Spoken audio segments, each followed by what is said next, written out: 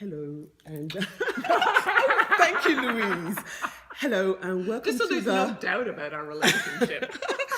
Hello and welcome to the Glass Houses blog tour with Louise Penny. We are excited to have this exclusive interview with her, where she'll be talking about glass houses, her mysterious character, and where do we go from here? Yes, where do we go from here? Thank you very much indeed. And over to you, Louise.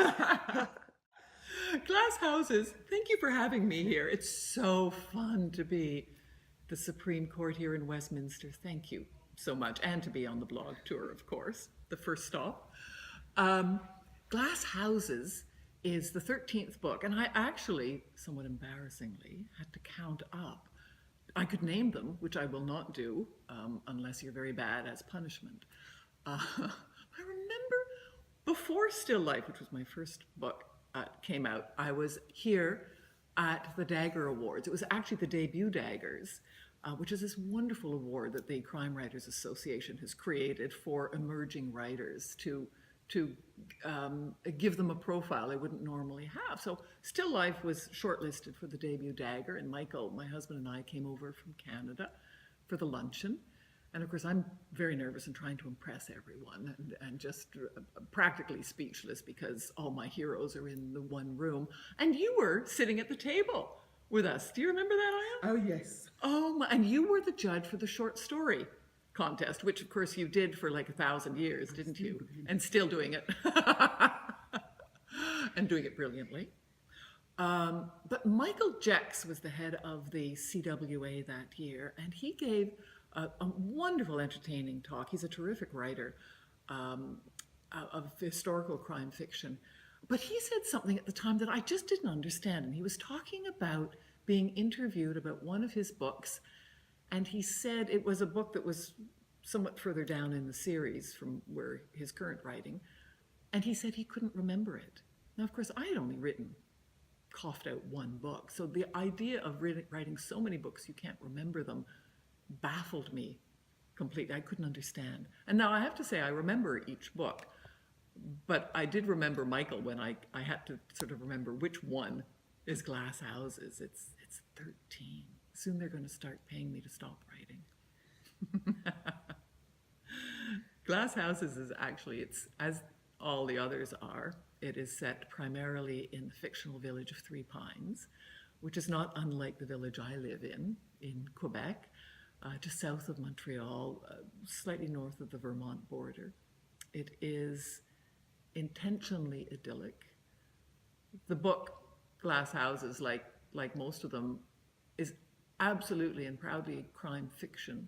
But the murder is probably the least interesting thing that happens in it. It is about many things, including duality, the gap between this beautiful, idyllic, intentionally idyllic, almost magical realism village that isn't on any map. It's only ever found by people lost. And they find a haven there. And then it is violated by a horrific crime. And we get to see what happens with people when their safe place is violated. So it's about that duality of peace and the violation of the idyllic village and what happens behind closed doors. That gap that I think we all realize between the public face and the inner thoughts, between what we are thinking and what we say. And in Quebec, I also get to explore the duality of the French and English cultures, which I find interesting. At its heart, though, what distinguishes Glass Houses from the others is that it's an exploration of conscience and the role that our conscience plays in our lives. And there's a sense that, at least one that I certainly had before I thought more deeply about it, was that a conscience is a good thing. But then the more I thought about it and studied it, the more I realized that many things that certainly I would consider vile are done in the name of conscience. I mean, how many abortion clinics are bombed? How many people are murdered? How many horrific acts are done because people say my conscience demanded it? And so this is, I found it very interesting to talk about conscience and the role it plays. So that's kind of at the heart of Glass Houses. I love getting kisses from Louise. Right, I have a couple of questions, Louise, for Chief Inspector Gamache. Okay. He has been to the UK before. Yes. So if he As you know, he went to Cambridge. Yes. So if he were to come back, what would he do? What would you suggest he does? Well, eat a lot of cream teas. He would do what I do, oddly enough, which is eat a lot. Go to Marks and Spencer's, the food court, of course. Right. Visit Peter Jones. Mm-hmm. People think I come to the UK for all the culture and the music and the art, and it's actually Marks and Spencer's. Once I've done that, then everything else is sort of the plan B. Gamache is an Anglophile. He speaks English with a slight British accent. Right. And do you know why he does that? Well, he learned his English at Cambridge, Right. so that would explain part of it. But it was inspired by a politician in Quebec named Jacques Parizeau. Jacques Parizeau was a very strong separatist. He was the head of the separatist government. He was an independentist, passionately so. He wanted Quebec to break away from the rest of Canada.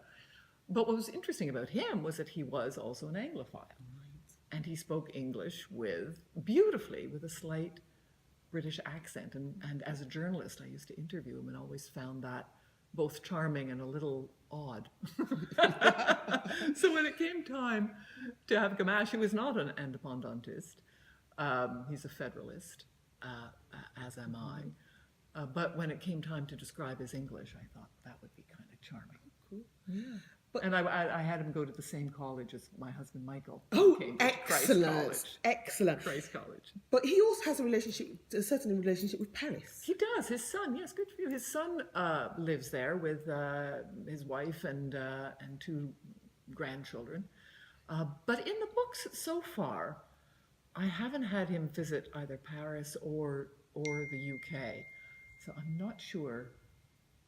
I think it's going to happen. I'm just not sure how to get him across. And of course, the problem is that would take him away then from Three Pines. And so it has to happen at some stage, of course. Yes.